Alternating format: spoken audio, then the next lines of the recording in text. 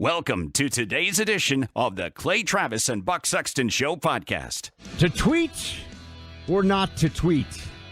That is the question for, well, a lot of people. Former President Trump among them.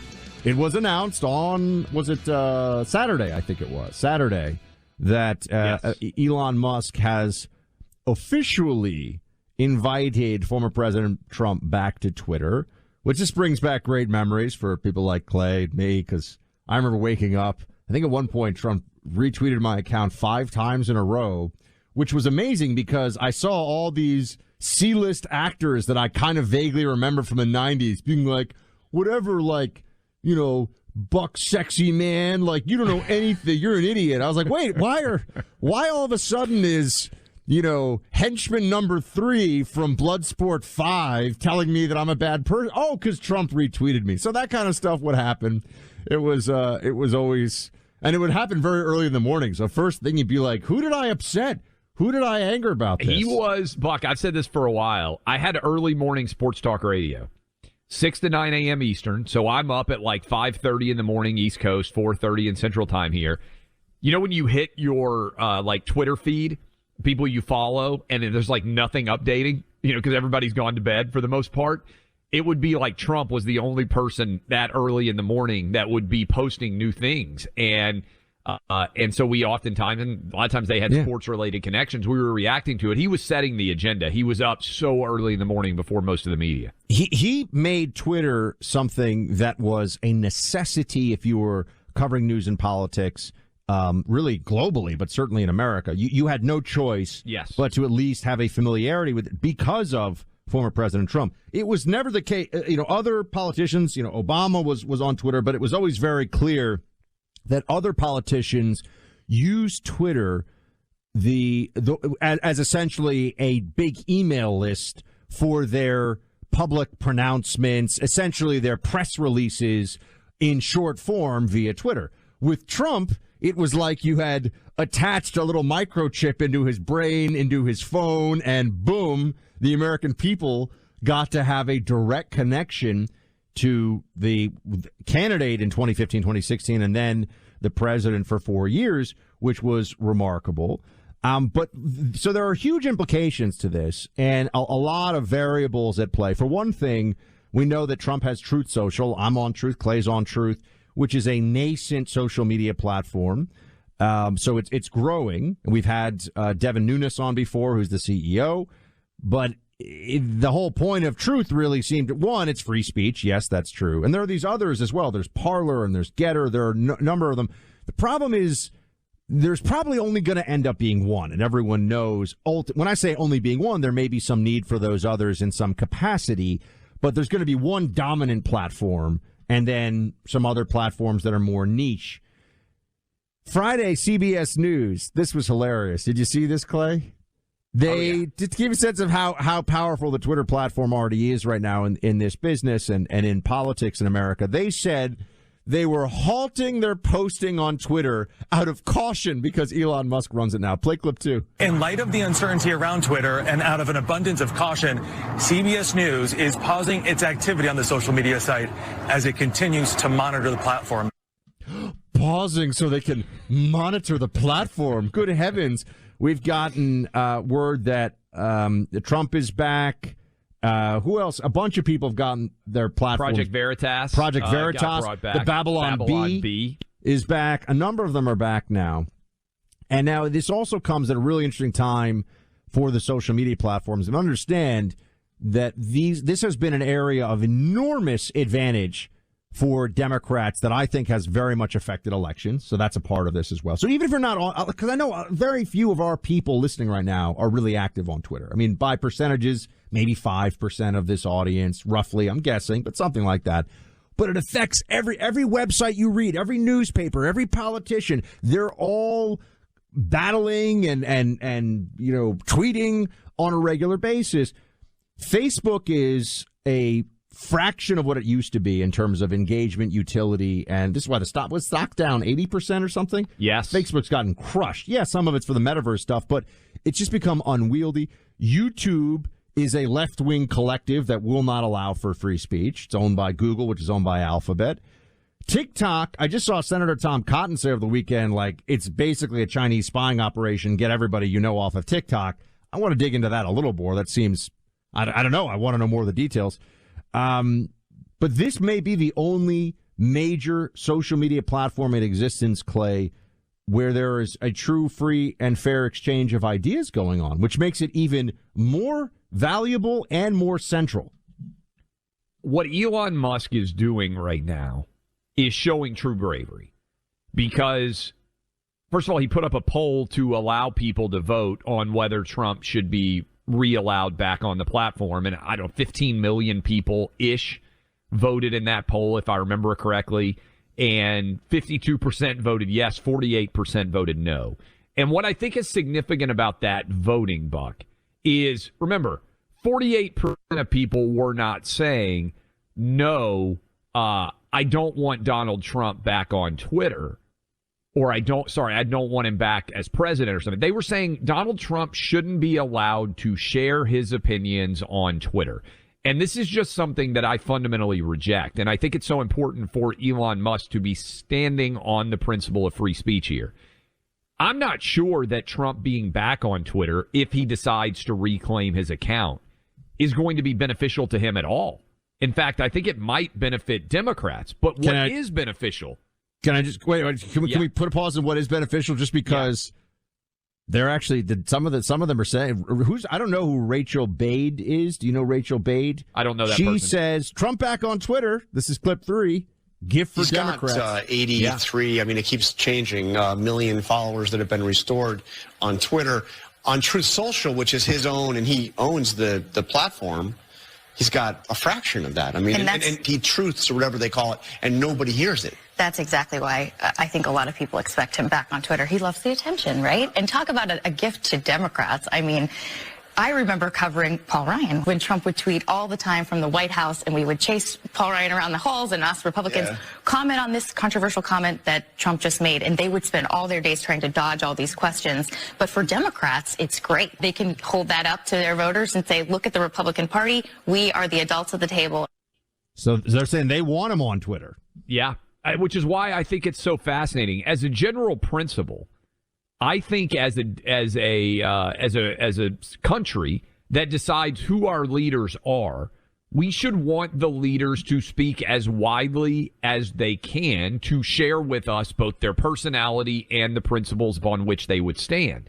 So the idea that you can take, even when he's the democratically elected president of the United States, and just ban him on Twitter is something that I reject out of hand. And I would say the same thing, which most Democrats would not, even if Trump had been a Democrat, or even if the Democrats somewhere down the line end up with a candidate who uses Twitter in a manner similar to Trump. And that would not stun me, by the way, if that ended up happening at some point in the future. I just don't know. I kind of agree with that commentator, Buck. I think Trump here's my big concern about Trump in 2024. The election must be a referendum on Joe Biden's failures, particularly if Joe Biden is the candidate himself. But even if he is not, Democrats had control of the government and they failed on basically all fronts. I mean, Trump doesn't allow himself to be anything other than the story. And so I think if Trump wins, Buck, it will be just like what we saw in 2016 and just like what we saw in 2020. All of us will be up all night long, and they'll be counting ballots, unfortunately, in Nevada and Arizona and Georgia and everywhere else. And we won't know who won this election until we find out how 100,000 people's decisions were. What they were. I think if this turns on Biden's failures, we lose. Full stop. We went through this. They stink at everything, Clay. The economy stinks, inflation highest in 40 years, gas prices high, crime out of control, wide open border, teaching kids who are 10 that they should, cut off their private parts because of the transgender agenda. Like, we went through all of this. And what did people, they went in there and said, I don't know. This Republican candidate seems a little extreme to me, so I'm going to vote. We went through this. I think the only way that the failure of the Democrats thing works if we go into a brutal recession starting in the middle of next year. Some people say we're already basically in the early phases of that recession. We go into a brutal recession, then the party in power gets punished and it doesn't even really matter. But if it's kind of this status quo, yeah, your 401k's down 20, 30%. Yeah, inflation's, 4 or 5%. They want it to be 1 or 2%. If it's that, it's got to be a vision, man, right? Like, it's got to be, we're going to do a better job on the following right. points. But what I'm saying is, you sell they've failed, and here's what we're going to do different. I don't think Trump does that.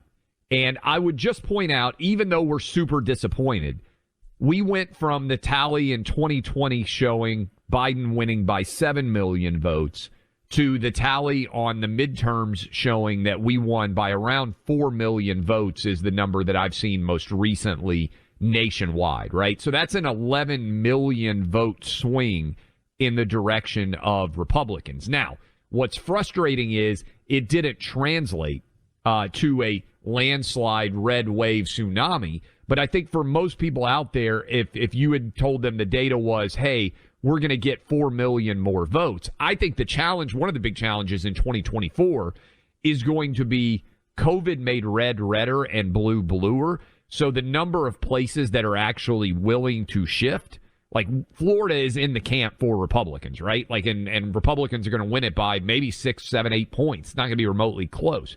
Texas is in the Republican camp. Like, right? This election is going to come down to 6 states. We can already tell you. Pennsylvania, Michigan, Wisconsin, Nevada, Arizona, and Georgia. Those 6 states, I think, are the only ones that are actually in play. Maybe you can toss in New Hampshire if you have the right candidate. Maybe you can make a 7th state in play up there. But by and large, this is a 7-state election.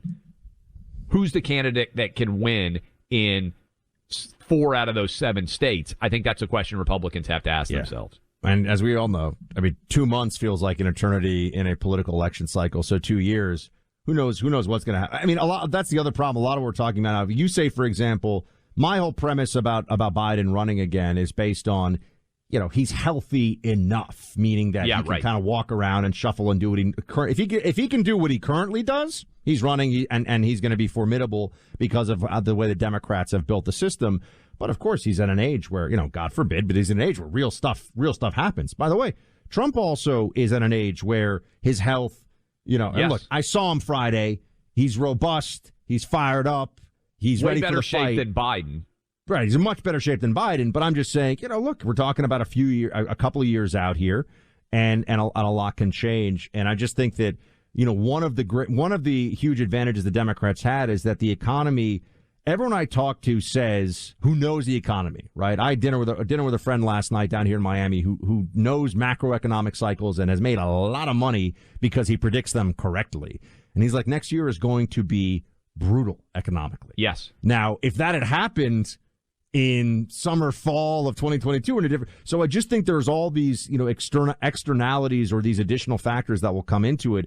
Twitter, though, to get us back to the very beginnings of this, it's tough to know whether Trump on Twitter overall helps him, helps the Republicans, or helps the Democrats more on a net basis, because it's a lot of ups and downs of it, right? Yes. When they're gleeful, when Democrats are gleeful about the prospect of constantly talking about Trump's tweets, that should be some kind of a sign. But by the same token, without that, they're able to set the narrative. This is the part that I think we forget. Without that, they were able to set the narrative a lot more going into this election because they just have so many more artillery pieces, so to speak, on the battlefield of information warfare than we do. So that, it's tough to gauge this, I think, in a lot of ways. I think it's going to be interesting to see. By the way, you think he goes on? Now, since you like predictions? I just think it's hard for him not to. I think so, too. Right? If you I think there's no way he can avoid it. If you like attention and you knew that 85 million people are going to react to every single word that you put out there, I think it's hard for him not. Elon Musk put up a couple of funny memes of Trump like trying to resist Twitter. And I just think it's so, and I saw even Donald Trump Jr. retweeted one of them. I just think it's so tantalizing to him that ultimately he won't be able to. By the way, I saw Don Jr. Friday as well, talked to him for a while. Not even the least bit phased. This is once you've been in that role, once you've been a member of the Trump family for the first administration, you're ready for the fight, whatever the fight is. Pretty amazing. There's no doubt. There's no doubt. I want to tell you about the chairs that Buck and myself often are sitting in our home offices as we are working, preparing for the show. It's the X chair.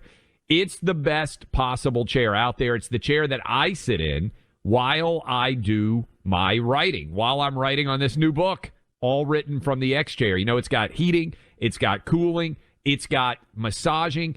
How much better would your life be if you felt better at the end of the day when you stood up at your desk, when you stood up at the chair that you've been working in, than you did when you sat down in the first place? That's the goal with the X chair. And right now, you can get one for only $20 a month. You know, Black Friday is coming up on Friday.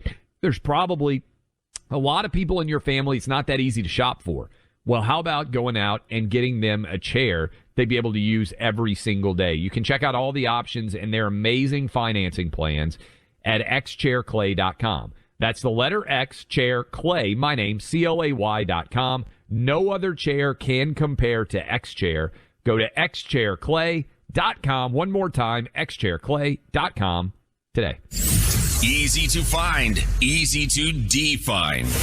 Clay Travis and Buck Sexton, speaking the truth 3 hours every day.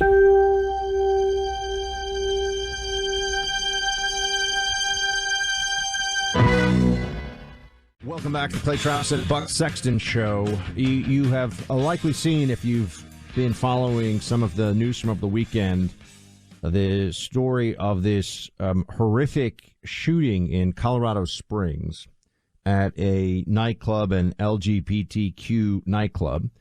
I believe 5 people were killed. And immediately, and this is just what we see now in these incidents, instead of even allowing for a day of just grieving as a nation for a horrific violent event like this, and a serious look at anything that could be done from a security perspective, how could these things be likely averted or minimized in the future? What is possible to do? And sometimes those conversations can be very unsatisfying in the sense that there is evil in this world, and there will be people who choose to do evil regardless of what the laws may be, regardless of what law enforcement programs are in place. Sometimes there is an idea to address it, and sometimes there is not much that comes from it. But instead, it immediately turns into a point-scoring political exercise for many pundits, for many people in the news, and it's gross. And the way that they do this now is something called stochastic terrorism, they'll call it. Stochastic, just so you know, you'll see this popping up, and people who want to appear smarter than they are in the media will throw this term around. Stochastic comes from stochasticity, which is a term from statistics, and it's effectively random probability distribution. So if you look at a petri dish with bacteria in it, where will they go first and how fast will they grow? Mathematically, you can't really tell, so you'll say, well, there's a random probability distribution at work. Now, I'm not a stats guy, but that's a very layperson view of what stochasticity is. But when they say stochastic terrorism, what they're talking about is using a form of emotional blackmail against people. They'll say, well, this event that happened. Okay, let's take it away from the horrific event of Colorado Springs. Let's look at the Nancy Pelosi's husband attack situation. People were saying that was, whether it was politicians, people in the media, that was stochastic terrorism. Because they say, well, what exactly was the inciting moment? What connection is there to anybody on the mainstream right, or why did this happen in this way at this time? Well, there's no actual connection to anybody in the Republican Party or anybody that incited this specific act, and so they say, well, it's just an environment, it's just a general sensibility out there that you are responsible for if you're a Republican, if you're a conservative, but that this environment created this instance of stochastic terrorism. It removes any sense of causality, and it's just a means of saying, Clay, your side, I'm going to hold your side responsible for this, right? I'm going to hold your people responsible for this. And we have to see this for what it is. I mean, when there are incidents, here's a perfect example. When a Bernie Sanders supporter named James Hodgkinson takes a rifle and tries to shoot Steve Scalise, tries to murder Senator Rand Paul, tries to kill as many conservative members of Congress as possible, the stochastic terrorism narrative would be every Democrat is responsible for creating that environment, encouraging that. They should all be asked to condemn it. If they don't condemn it enough, you have to ask if they sympathize with it. That's what the stochastic terrorism narrative is. Of course, that never applies to Democrats. It only applies to any time it can be set at the feet of the right in some way. And this is, yet again, over the weekend, you see this.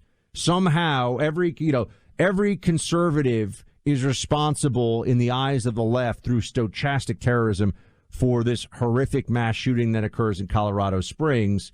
There's no basis in rationality, reality, and causality for this, but it's emotionally very effective for people. Look, I think we need to all do regularly, and this is what I would hope would happen in 2024. Maybe it's too optimistic. We need like a national probability and statistics expert, because I believe you were one of the first people I saw and then saying this, Buck, and then I went and looked into it and I said, this is fascinating. If we eliminated every mass shooting as it is defined in America today, 99% of murders would still be occurring in this country. So the question that I have for everyone out there, and I think it's a really good one, and I think this is an example of where the media is failing. The media shows up every time there's a mass shooting and covers it as if it is the overarching problem that exists in America today. I think everybody out there listening wishes nobody got murdered, right? Everybody is anti-death when it comes to people dying from violent means. All right? What makes more sense? To constantly show up when there's a mass shooting and pretend that it's representative of violence in America, or every weekend in Chicago or Philadelphia or Atlanta or New York City sometimes, certainly Houston, many different big cities out there that have been seeing skyrocketing rates of murder that almost entirely get ignored. What would be a more accurate representation of covering violence in America and the dangers to Americans? Would it be showing up at a mass shooting site and arguing, oh, Republicans are responsible for all of this, or recognizing that the reality is mass shootings, mass murders are occurring in all of our cities every day, and the number one way to reduce murders, remember, if we did away with every mass shooting in America, 99% of them would still be occurring. This is my issue, Buck, with it's so frustrating to me the way that police misconduct gets covered. As if we eliminated, I wish we could, every single issue of police misconduct in America. You know what would happen to the actual murder rate? It would not even be noticeably different, right? Because we focused on these arbitrary and not representative outlier issues, and we missed the larger substance of it. Black Lives Matter is a great example, Buck. They all rush out in the streets to protest. Really, Black Lives Matter needs the parenthetical added to it. Black Lives Matter when white people are involved in any way with a black life ending. But when a black life is taken by another black life, which is 94% or 93% of all black murders, gets almost no attention or coverage at all. It's a failure of reality, a failure of truth in favor of narrative, and that's what we see every single time with these shootings. And there's also something that is really ugly, and I would even argue socially destabilizing, about the mainstreaming of a narrative, which is what is going on a regular basis now, that if you don't, for example, go Joe Biden, what does he talk about right away? What is Joe Biden's first thing? As soon as this attack happens, before we've even gotten into the motives or the investigation, Biden says, while no motive in this attack is yet clear, we know that the LGBTQ community has been subjected to horrific hate violence in recent years, and also goes on to talk about banning assault rifles, right? This is the conversation. But what the left does, and what the Democrat Party does, is convince its supporters that the people who don't want to go along with the politicized prescription in the aftermath of this, that wouldn't have stopped this, they're actually part of the evil here, too. There's a demonization of half the country that occurs very regularly in the aftermath of incidents like this. And it has to fit a very specific narrative. A group that the left identifies as one of its protected groups and that is generally targeted. So a group that is often victimized in hate crimes or through oppression, whatever the framework may be for it. And then it's do what we say politically after this, or you're part of the problem, right? And this is deeply intellectually, and I would also argue morally, disingenuous and wrong. And this is what ends up happening, unfortunately, after every time there's an incident like this. Yeah, and we have to keep calling it out, unfortunately, because it keeps happening so much. We're scheduled to talk with Lauren Boebert, Congresswoman. We'll see if we get her on. Nancy Grace scheduled to join us in the third hour. We come back. Buck used to coach high school soccer. I put up a poll about how many people care about the World Cup, which actually starts in 15 minutes. What is going to happen over in Qatar? And there's actually a pretty incredible thing that's already occurred. What Iranians were willing to do to stand up to their country, the soccer players. We'll talk about that in a moment. But first, you see the study the other day? 50% of testosterone level in men has collapsed over the last 50 years. If you wonder whether the Biden White House, the men there, have the lowest levels of testosterone of any leadership we've ever seen, I think the answer is yes. There is zero doubt that the Biden White House is the least testosterone-filled White House for the men in the history of our country. And that certainly has not led to them doing a good job at all, which is why I'd like to go ahead and send some testosterone to them. I'd like for Chalk to hook them up, give them some energy, vitality, some vim, some vigor to be able to get through their days. I think it could make a big difference. He's Buck Sexton. He's Clay Travis. Together, they're breathing sanity into an insane world.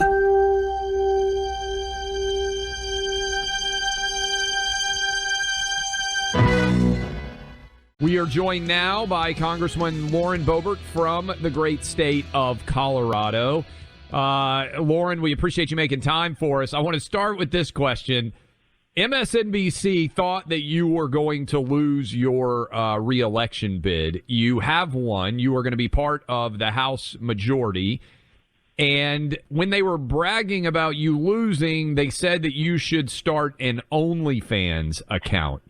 I'm curious what you thought about that, one. Two, have you looked into whether you could start an OnlyFans account and, like, just post holding, like, briefing books and stuff like that? Because I think you could probably raise millions of dollars that you could donate to charity, and also you'd be ridiculing MSNBC in the process. But I'm just curious what you thought about that entire storyline. Well, my biggest strategy right now with OnlyFans is keeping my mother off of it. So that's step one. And second, it'd be great to throw that back in their face and, raise something for, say one of these groups, international human trafficking groups that actually help women stop human trafficking, yes. Something like that would be fantastic. But isn't it hilarious that liberals aren't even good at feminism? This is something that they have created, and they suck at it. This is just the irony of the left. They are constantly attacking women who do not agree with them. And luckily for me, my values do not come from them. I'm not defined by what they say. So I'm going to keep on moving forward, and I'm going to do so in the House majority. Hey, Lauren, it's Buck. Thanks so much. Congresswoman Boebert, I should say. Thank you so much for being with us. And I want to know what made the race. Now, it's great that it's worth pointing out, by the way, that you, as more votes were counted after Election Day, were one of those rare Republicans who won more votes and therefore won the election. So it is not, because people keep telling me, well, every time there's additional counting, we lose. Usually that is the case, but in your case, it obviously was not how it ended up. Why was it close in your district? And just we have a lot of people listening in Colorado. We're on Freedom 93 FM in Denver. So 93.7. So what exactly was it about your state and your district that made it, such a close one? Well, what made it close is there were no third-party candidates to steal votes from the Democrat. And my first election, the 2020 general election, I was up against a Democrat running, defining herself as an independent to try to deceive voters. But there were several third-party candidates in that race as well that took thousands of votes away from the Democrat. And so that race was able to be called right away because it was mathematically impossible, even if you use Common Core, for her to come out victorious. And in this election, I was head-to-head with my Democrat opponent with no third-party candidates. I won my 2020 election with 51% of the vote, and now I have won this 2022 election with 51% of the vote. Our district is very mixed. We have a heavy amount of unaffiliated voters. And unfortunately for me, all of the local media outlets here in the district allowed my Democrat opponent to define himself. And just as my 2020 opponent defined herself as an independent, he was able to define himself as a conservative. They were calling him a conservative businessman, a conservative Democrat, when they would rarely use the word Democrat. And he was running on Republican policies, as many Democrats were throughout our nation. These are the crises that they have created, and somehow they're going to campaign on closing the border and slowing down the flow of fentanyl and reducing crime and lowering inflation and interest rates when they are the cause of the problem. So I'm looking forward in the majority to actually working with these Democrats who campaigned on these issues and bring them to the table and say, you broke it, you campaigned to fix it, now let's actually do it because this is what we want to do.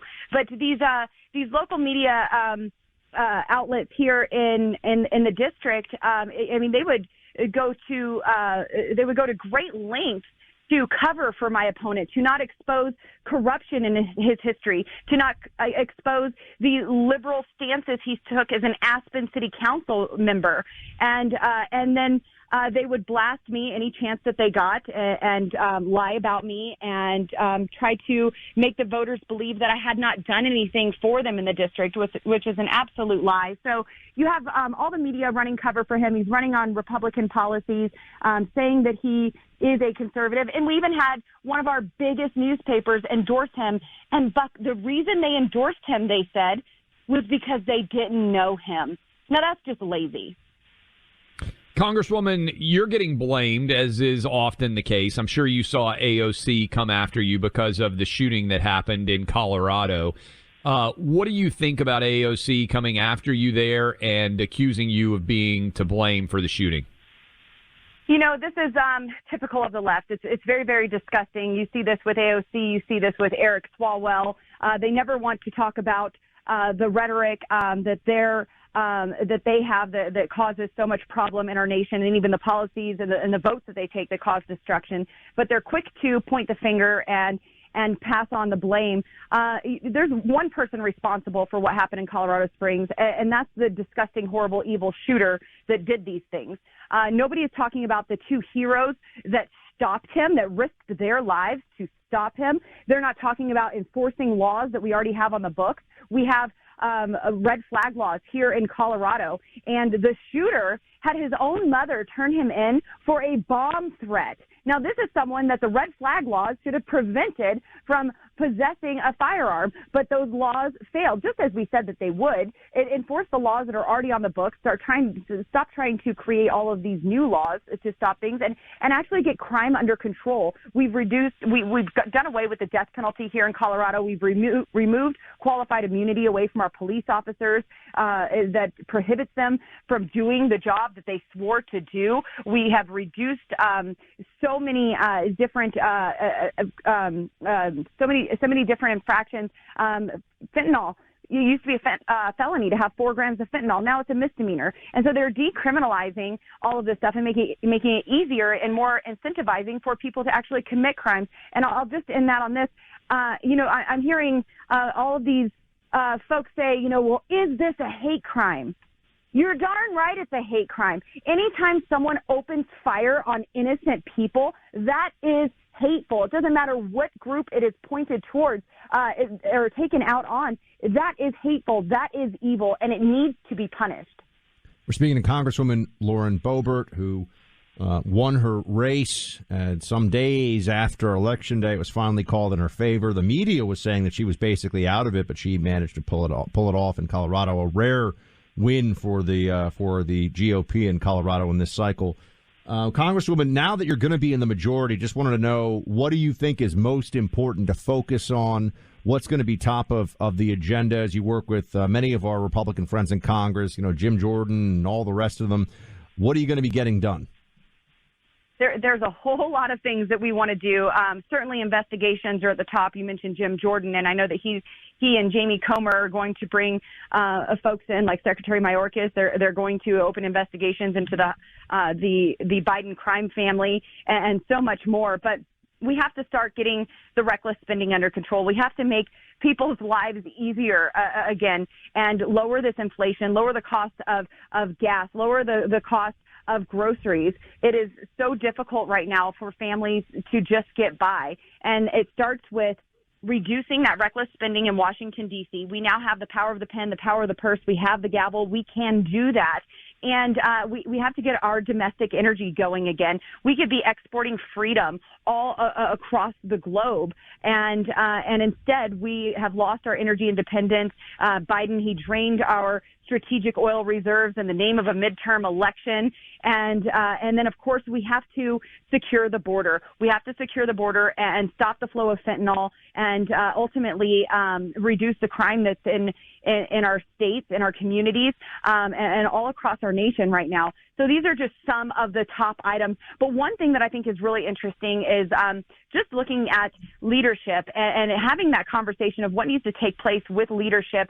One thing that I believe needs to be done on day one is the speaker needs to declare that we have single subject legislation. That is not something that you have to pass a law to do. We don't have to pass that through the House, through the Senate, and wait for the president to sign this into law. The speaker has control of the House floor and what comes to the floor and can enforce single subject legislation. So gone are the days of 3,000-page bills when member of Congress only have 22 hours to read them, knowing that it's going to spend $1 trillion or more. And then somewhere in the mix is this wonderful piece of legislation for our veterans that you have to vote against because you're not voting for something that you don't have time to read. You don't want to pass it to find out what's in it and further our nation's debt. So we need single subject legislation on day one. Last question for you, Congresswoman. We appreciate you making the time today. I'm sure that you have seen that CBS News, after 2 years, has suddenly been able to authenticate the Hunter Biden laptop, which, as we said, anyone with a functional brain has known since they saw the New York Post story 2 years ago.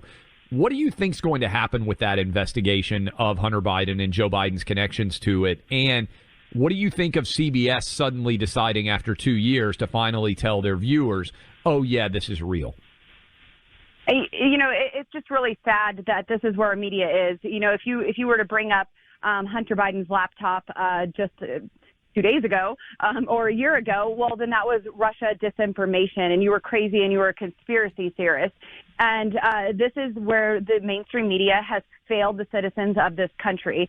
They continuously lie to them, and they prop up all of this propaganda rather than just allowing us to speak the truth and look into things. I'm absolutely looking forward to the investigations.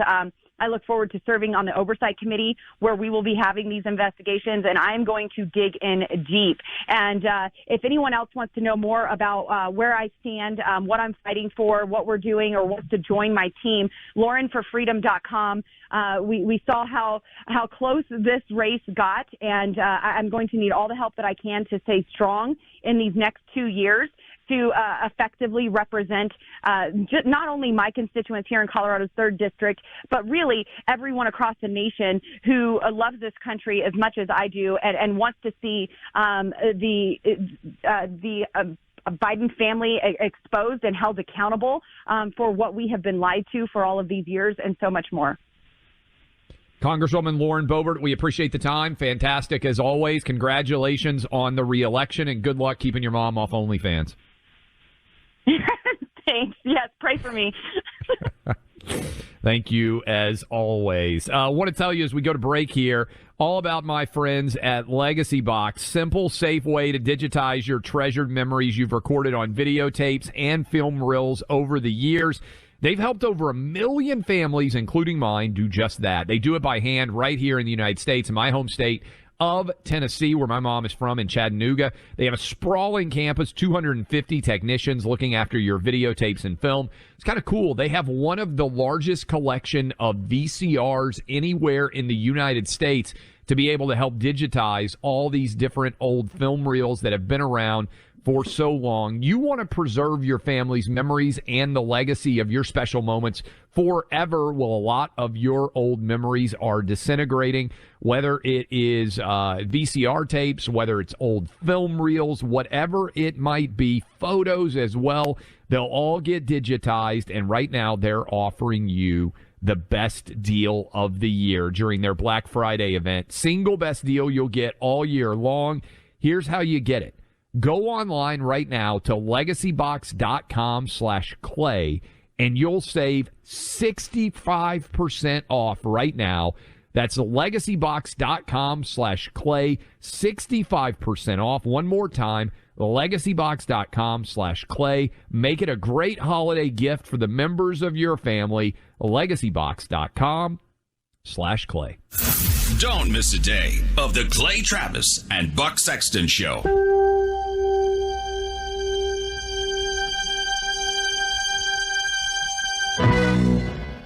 We are joined now by Nancy Grace.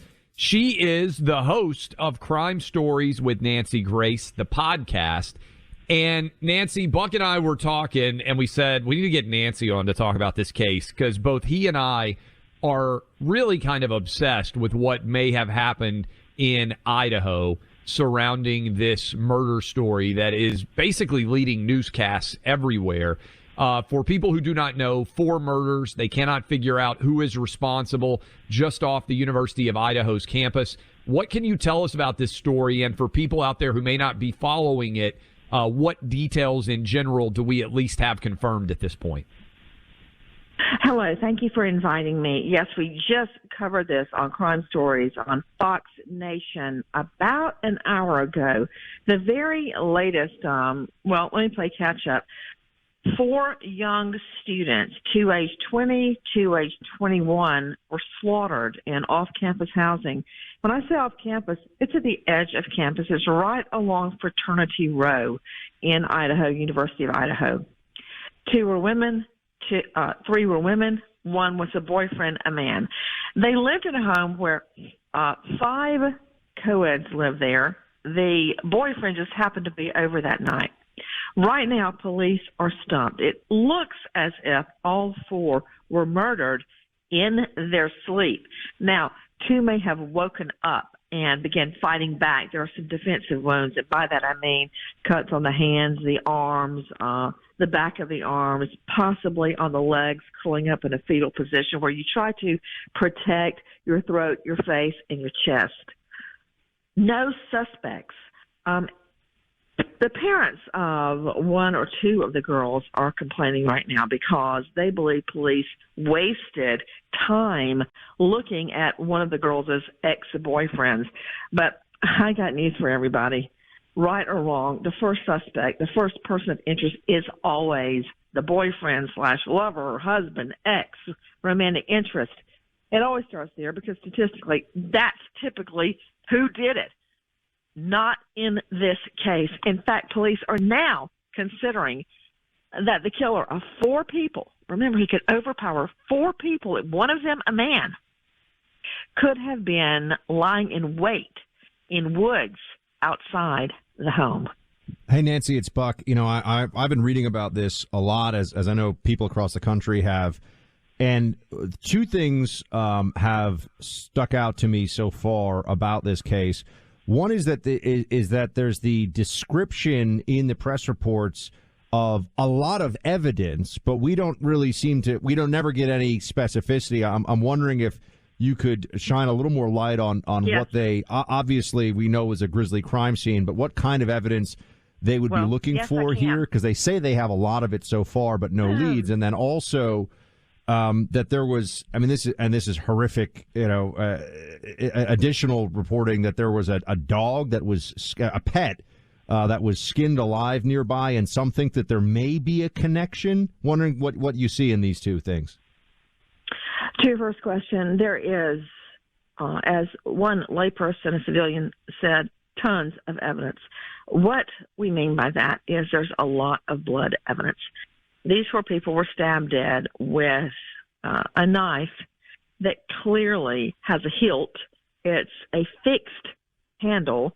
In other words, it's not a pocket knife. It's not a switchblade. It's immovable. The type with a hilt. For those that don't camp or have never been in the military, a hilt is usually that little perpendicular, kind of like a handle on the knife. We say that because the wounds apparently were so severe that they believe it was a fixed knife. There's going to be a lot of blood evidence. I have worked several multi-victim homicide scenes, and it takes weeks to separate whose blood is whose. In a contact murder like this, there's going to be fiber evidence where the killer actually touched the victim with their shirt or their chest or their arm. There will be hair evidence. There will be blood evidence, most likely, because when you have a multiple stabbing, very often the killer's hand slides down the knife and they end up cutting themselves. There's going to be fingerprints. Here's the problem with all of that. That is a treasure trove of evidence, but you got to have something to compare it to. Unless the killer is in APHIS, fingerprints, or CODIS DNA databank, there's nothing to compare it to. They may have to use ancestral DNA, like Golden State Killer, like I think was used in Delphi, although they haven't said it, where you trace back to somebody's great-great-great-great-grandparents and build a family tree until you trickle down to the killer. That's the, quote, tons of evidence that's there, blood, fiber, fingerprints, DNA, but it's going to take a long time to sort this out.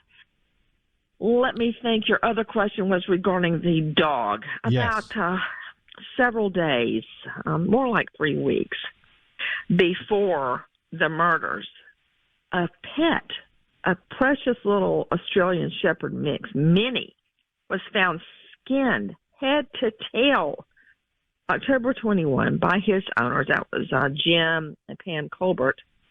They let him out into the backyard. It's Moscow, Idaho, a couple of miles down from this murder scene. And he was murdered, skinned, and filleted. Yeah, a pet dog. Much has been made of that because the pup was actually, waiting outside, got the dog, did this, and it's a couple of miles away from the murder scene. I'm not ready to connect it.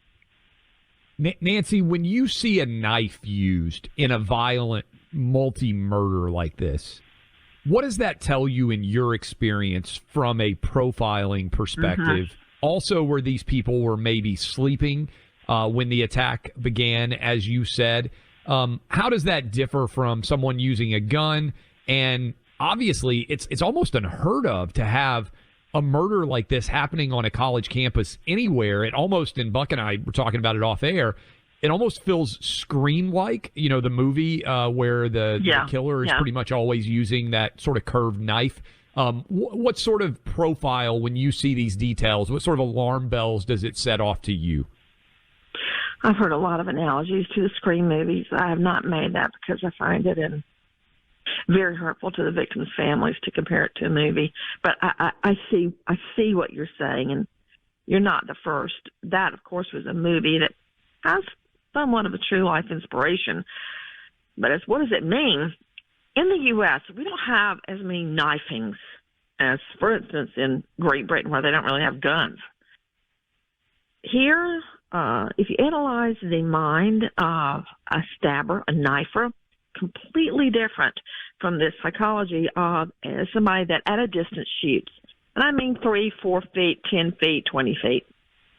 With a knife, it is up close and personal. The person, the victim, is fighting back. It's like hand-to-hand mutual combat. I mean, think about it. Going into a young lady's room while she's asleep in bed, this happened between 3 and 4 o'clock in the morning, and We're going to find that out from the bodies, the degree of coagulation, the rigor mortis, the liver mortis. But also there's extrinsic evidence, such as one person's last phone call was 2:52 a.m. So something is giving them that 4 a.m. mark. So they're saying 3 to 4 a.m. Maybe 4 a.m., the neighbors heard something. Maybe 4 a.m., something else happened to give them the 3 to 4 a.m. timeline. Back to the knifing aspect. Imagine going in a young woman's room in the middle of the night. She's asleep in bed, or at least in bed, because they all stayed out late that night, came home, and start stabbing her. What kind of a freak is that? Willing to go up close and personal to kill. And keep in mind, no sex attack, no robbery. So what's the motive? That is why police keep saying this was targeted to at least one of the victims. They keep saying targeted. But I say not all four, but at least one of the victims was the target. Doesn't mean there's a close connection. It's not like your husband or your boyfriend. It could be somebody that has been watching them, somebody that delivers their pizza, somebody that's at the grocery store, that has been watching this person that knows them in that sense. That is scary. Students leaving in droves. I've always believed that's what I was going to ask you next. The scariest murders there is. If you were a parent of a University of Idaho student, a lot of these kids are home right now for Thanksgiving. You would say don't go back. Go grab them by their ears and drag them all the way home to Macon, Georgia. They would be at home and away from that campus. Nancy, we know you're going to be following this story. I mean, it is obviously it has gripped the nation. We want to find out what happened here. There needs to be justice for these families. Crime Stories with Nancy Grace. Everybody's the podcast. We know she'll be covering it. Nancy, appreciate you being on the show. We hope you'll come back with updates. Thank you, and I wish you well at Thanksgiving, and please keep these families in mind as you gather around the table and say your prayer. We will. Thank you, Nancy. Amen for sure. Buck, we'll talk a little bit about this, close out the show. But my goodness, it's awful tragedy for people in Idaho as they still continue to grip and try to figure out what exactly happened there. This week, you're getting access to a special Tuttle Twins Black Friday deal. We've got books. We've been arguing and telling you need to be checking these out. I'm telling you, your kids can benefit from all these books. Right now, the biggest deal they've ever done. They have a bundle that includes all the children's books, activity books, audiobooks, guidebooks, parent guides, 75% off the normal price. Plus a mega bundle that also includes all their other book bundles, too.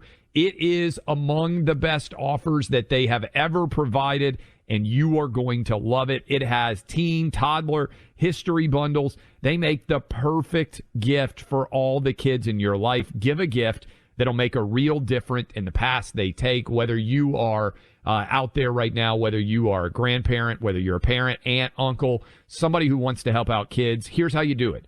Go to TuttleRadio.com to access this special deal. That's TuttleRadio.com, 75% off both these bundles. A great gift for the holidays. TuttleRadio.com. Subscribe to CNB 24/7 and never miss a minute of Clay and Buck while getting behind-the-scene access to special content for members only.